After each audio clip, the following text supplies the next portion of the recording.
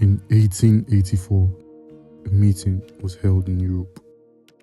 No African king was invited, no African empire was consulted, no African voice was present.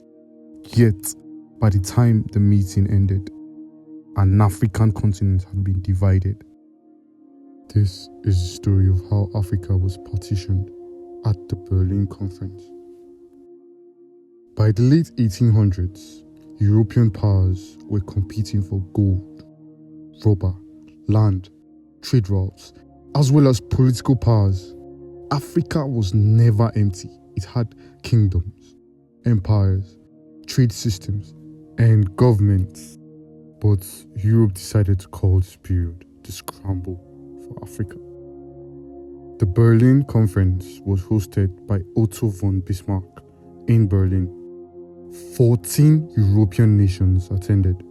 Not one African representative was present.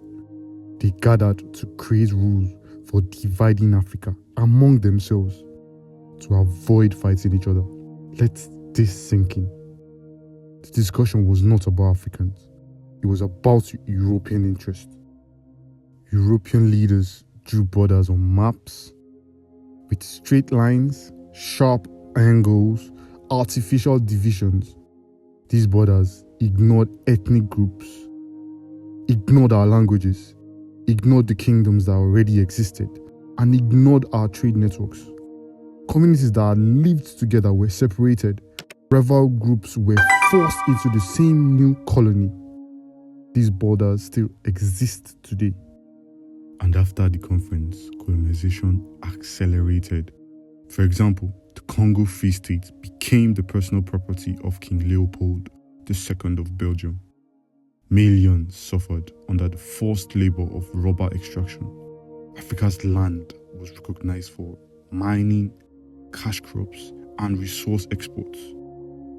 Railways were built to move resources out, not to connect African economies internally.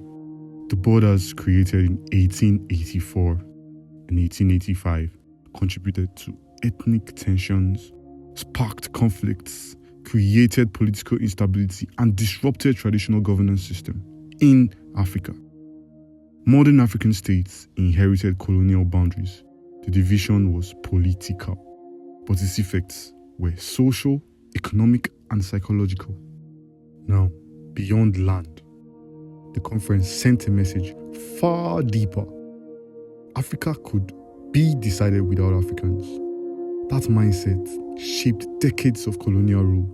It wasn't just territory that was taken, it was sovereignty. In 1884, Africa was divided in a European room. Lines drawn on paper became borders in reality.